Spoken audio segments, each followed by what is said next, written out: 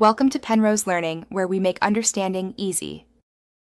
In this video, I will show you how to make flan in the oven. First, let's create that essential caramel layer. You'll need 1 cup of granulated sugar and about 1/4 cup of water. Heat these gently in your baking dish over medium-low heat until the sugar melts and turns a beautiful amber color. Carefully swirl the hot caramel to evenly coat the bottom of your pan. This step is crucial for that classic flan finish.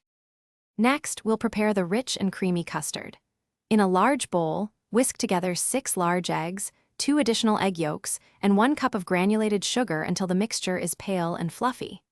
In a separate saucepan, gently warm 2 cups of whole milk and 1 cup of heavy cream with 1 teaspoon of vanilla extract. Slowly pour the warm milk mixture into the egg mixture, whisking constantly to temper the eggs and prevent scrambling. Now it's time to bake our delicious flan. Carefully pour the prepared custard mixture over the hardened caramel in your baking dish. Place this dish into a larger roasting pan. Fill the larger pan with hot water, creating a water bath until the water reaches about halfway up the sides of your flan dish.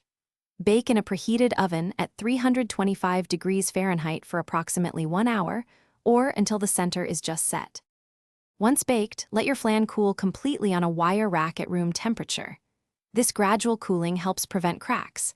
Then, refrigerate the flan for a minimum of 4 hours, or ideally, overnight. When ready to serve, run a thin knife around the edge of the dish to loosen it.